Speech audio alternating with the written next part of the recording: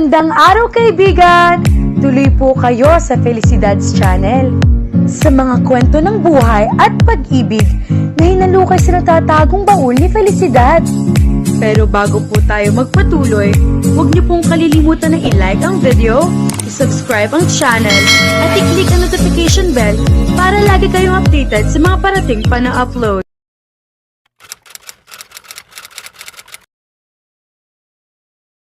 Huli ka, bahagya pang napapitlag si Blake nang malakas na sumigaw ang kaibigan ni si Riker. Naramdaman niya ang hawak nito sa balikat niya.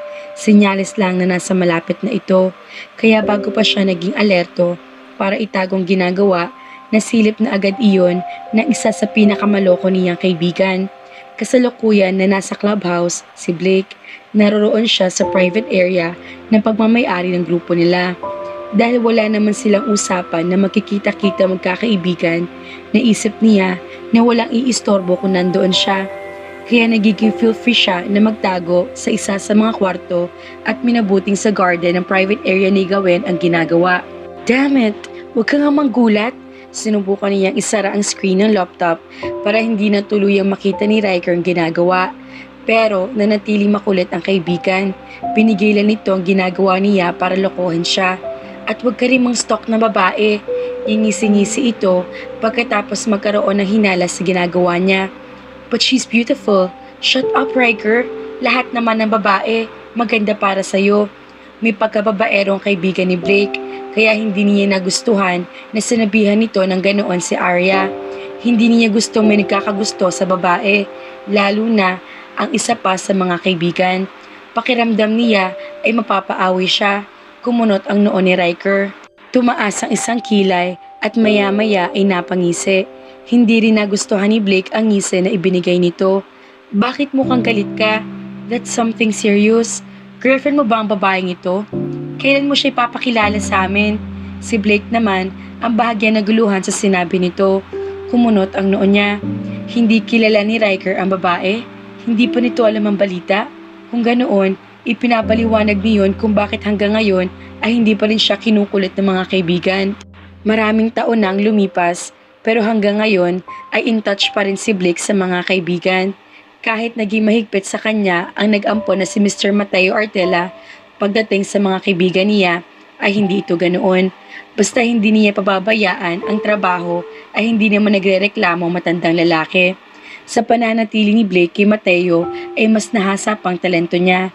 Hindi niya masasabi nagkaroon siya ng maraming masayang oras na masaya ito dahil hindi na rin kakaibang ugali nito. Mahigpit si Mateo sa kanya.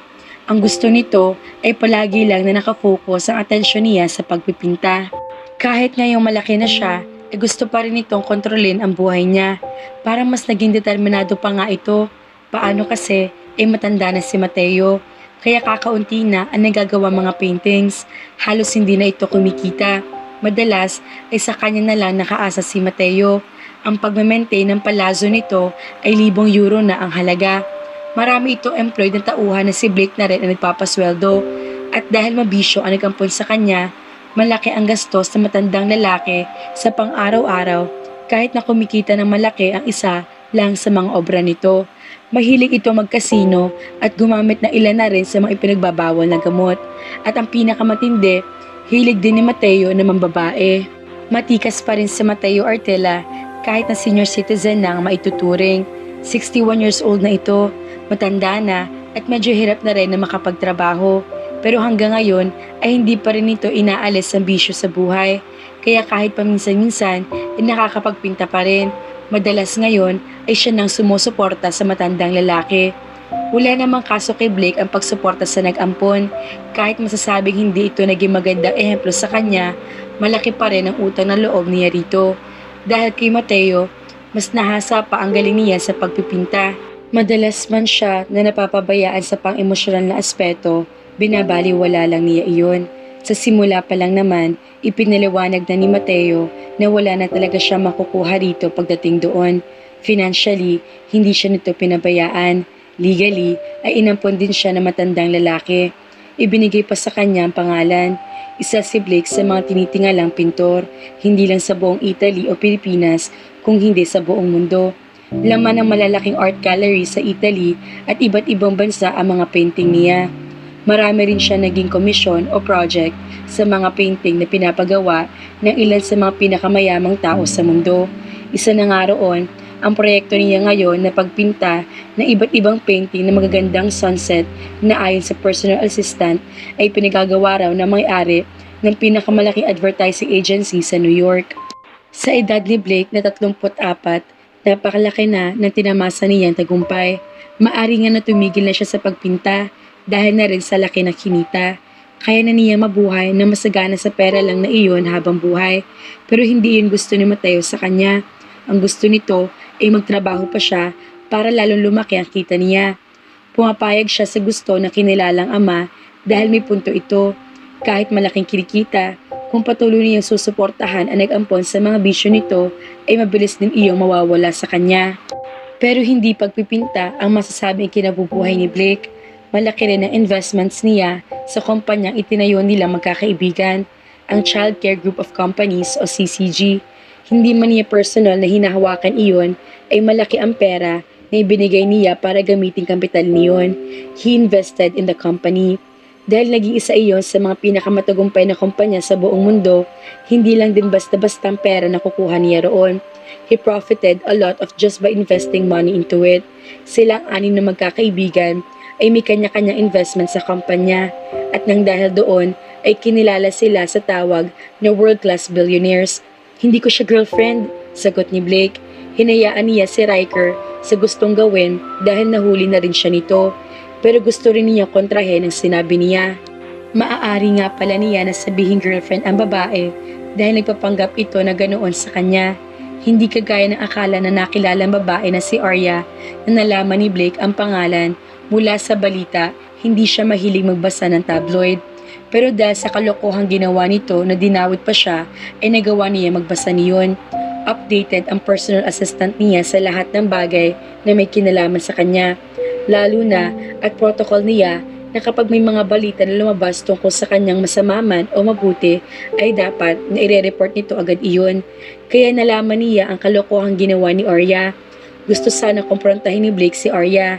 Sa totoo lang, ay pinahanap din niya ito kaya natuntun agad ng araw din na lumabas ang balita.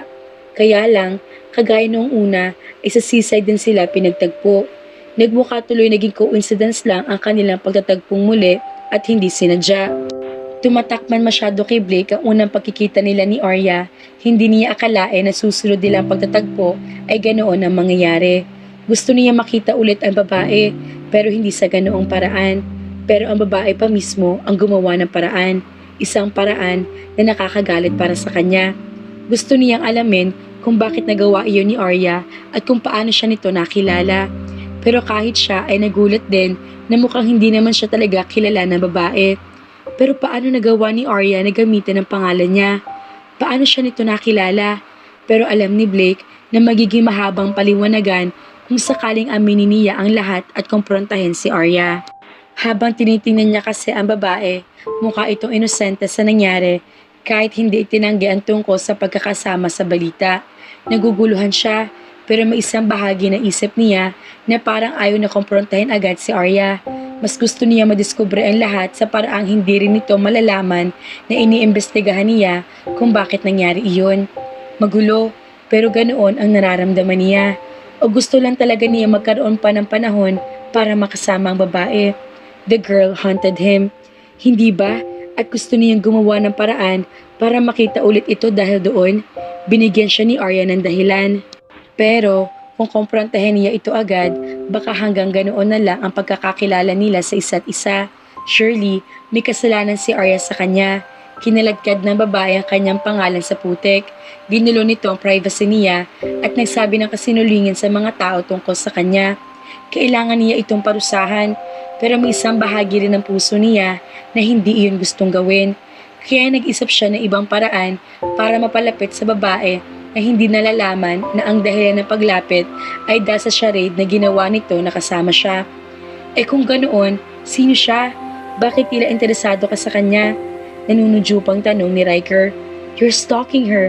Ngayon ko lang yata nalaman na nag-stalk ka ng babae at dapat tayo magpa-party dahil ngayon lang ito nangyari. Tatawagan ko na ba ang grupo? Tigilan mo nga ako, Riker. Hindi ako nagsustok sa babae. Gusto ko lamang siya maging modelo. Model? So you're painting a portrait? Hindi ba't puro landscapes lang ang madalas sa ginagawa mo? Bakit bigla naman yata nagbagong subject? Sandaling natigilan si Blake, pero nun ka siyang ipapahalata sa kaibigan na nalito siya sa tanong nito. Paano nga ba siya magdadahilan? Hindi siya handa. Alam kasi niya na kaya lang inalok si Arya na maging modelo ay sa pansariling dahilan. Bakit? Masama na ba ngayon na magkaroon ng sudden change of heart? Nahiling ni Blake na sana ay hindi nahalata ng kaibigan ang bahagyang panginginig.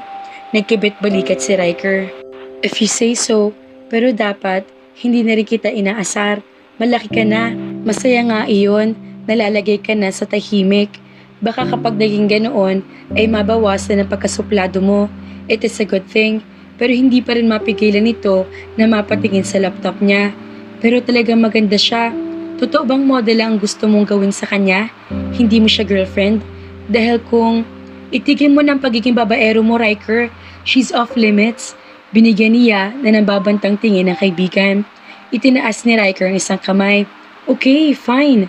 She's all yours. Hindi na pinansin ni Blake ang naging mapunuksong tingin ng kaibigan. Iniba na rin ni Riker ang usapan. Pero kahit ganoon, pakiramdam niya ay hindi pa rin nawawala sa isip niya ang babae. Kahit na matagal-tagal na silang naghiwalay, takbo pa rin ito ng takbo sa kanyang isip. Hindi na niya magawa na muli magtrabaho dahil ginugulo siya nito. Dapat ay mainis siya kay Arya. Bilang artist, ang pinakaayaw niya ay ang magkaroon ng distraction sa buhay. Kaya nga sa edad niya ay wala pa siyang masasabi na naging seryosong relasyon. Panay fling lang. But this girl, she was something else. May kakaibang hindi panghalina ito kahit na pamaayos sa pagkikita at pagpapakilala. Sinasakop nito ang isip niya sa paraang kakaiba. Nakakatakot pero masarap. Dahil doon, masasabi rin niya na tama si Riker sa ibinibintang nito sa kanya. Nagre-research siya tungkol sa babae at natagpuan na lang sarili na tinitingnan ng Facebook account nito. Gustong makita ni Blake si Arya. Kahit na tinanggihan siya nito at nahirapan na tanggapin iyon, he still wanted to see her. After all, hindi rin niya masisisi kung bakit nagawang matakot ng babae sa kanya. Hindi siya kilala ni Arya. Ang akala nito ay simple lang siyang pintor na inaalok ito na magmodelo. Nalaman kasi niya na isang aspiring model si Arya pero hindi nito gusto magmodelo para sa kanya.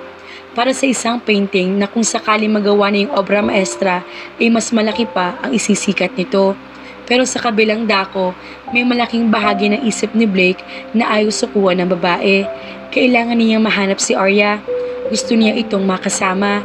Kung hindi man pumayag ang babae sa palusot niya sa pagkuha rito bilang modelo, pues ay gagawa siya ng ibang paraan. Napakalaki ng ngiti ni Arya habang sakay siya ng tricycle papunta sa orphanage na madalas sa dinadalaw. Dahil sa tinatama sa swerte ngayon, mas nagkaroon siya ng urge na lalong tumulong. Namili siya ng grocery at iba pang mailuluto para magpa-feeding program sa orphanage. Hindi iyon ang unang beses na ginawa niya iyon. Pero mas masarap ang pakiramdam niya dahil sa pagkakataong iyon ay alam niyang mas mapapasaya ang mga batang naroroon. Marami siyang napamili dahil nabigyan siya ng advance payment para sa malaking commercial na gagawin. Nang makababa ng tricycle, ay nagpatulong siya sa driver na ipasok sa orphanage ang mga pinamili. Nang matapos na magbayad at magpasalamat sa driver, ay napakunot ang noo niya nang out of nowhere ay sumulpot mula sa kung saan ang lalaki na hindi niya inaasahan pero hindi rin naman maalis-alis sa isip. Hey, bati nito, pero kagaya ng dati, ay hindi naman nagawang ngumiti ng lalaki nakita sa seaside. Hey yourself, nakakunot ang noo na wika niya.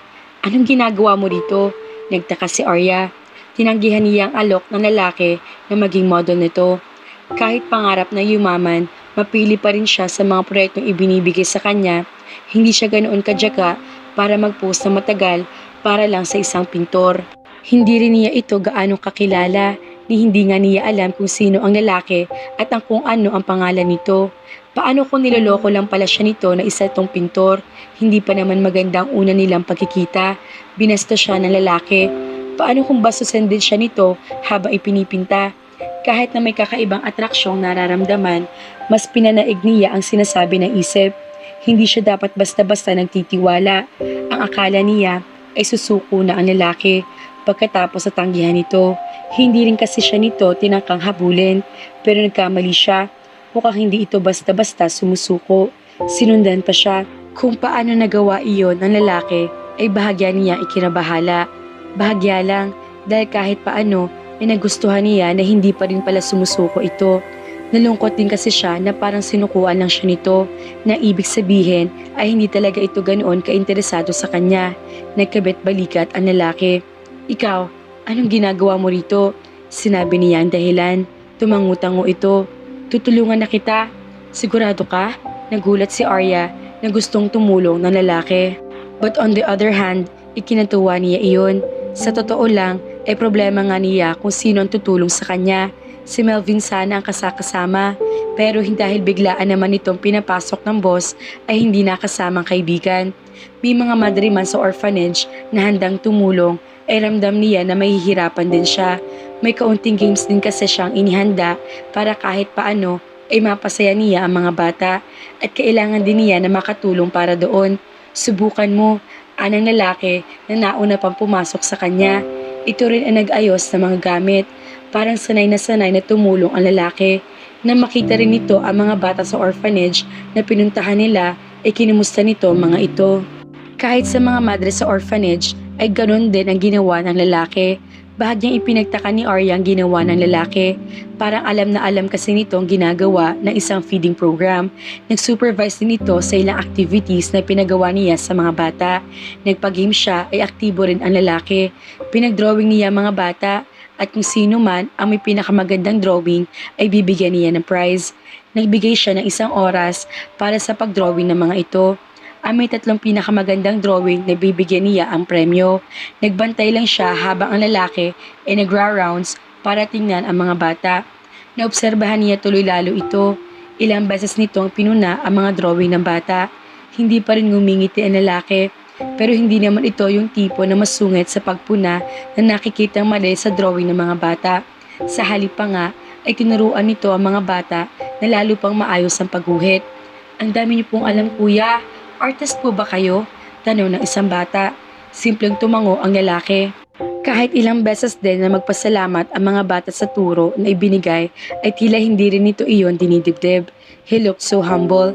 Kahit ilang papuri ang natatanggap mula sa mga bata dahil sa pagtuturo ay tango lang ito ng tango. Pakiramdam tuloy ni Arya ay lumambot ang puso niya habang tinitingnan ang lalaki. Hindi pala ito masama kagaya ng una niyang nakita. May soft spot ang lalaki para sa mga bata. Hindi man niya nakikita na nagbibigay ito ng masayang emosyon. Ang makitang bukal sa loob nito ang pagtulong ay dagdag pogi points para sa kanya. In all fairness naman, Ineng, ang gwapo ng kasama mo ngayon, ha? Boyfriend mo ba siya? Pag-usisa ng isa sa mga madre sa bahay ampunan. Namula si Arya. Tumanggi siya. Naku, sayang naman. Napakagwapong lalaki. Hindi lang marunong ngumiti, pero mukha namang marunong makisama. Mukha ring mabait, ganoon din ang naisip niya.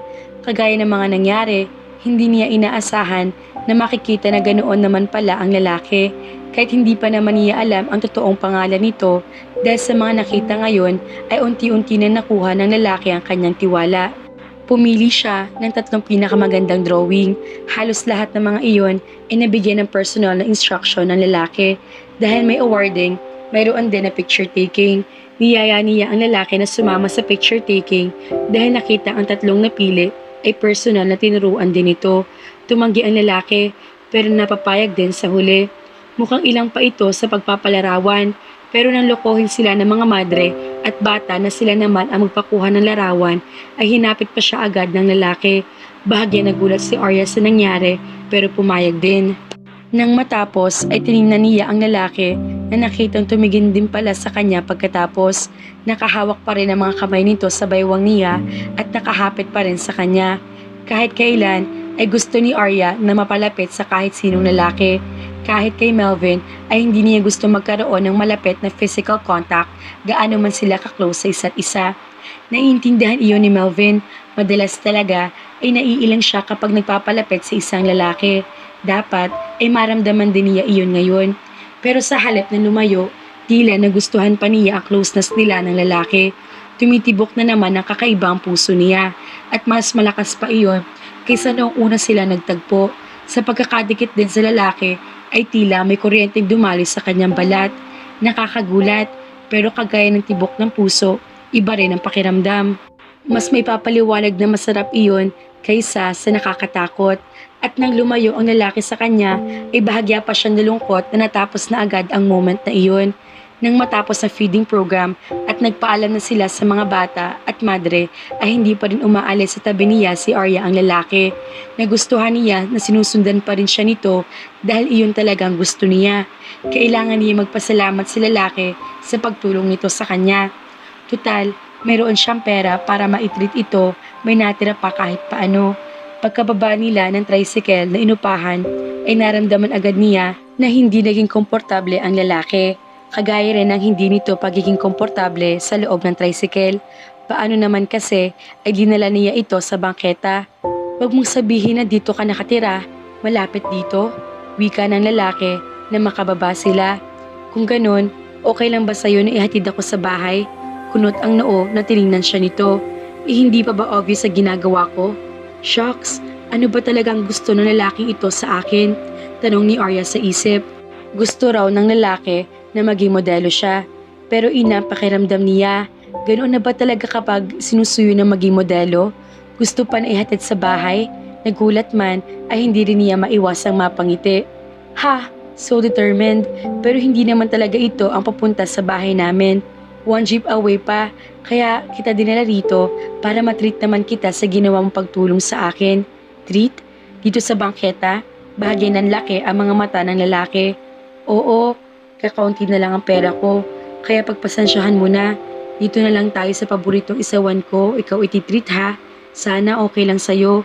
Nakakunot ang noo ng lalaki, pero tumango rin. Napansin niya na mukhang hindi ito komportable, pero hindi rin naman ito nagsasalita.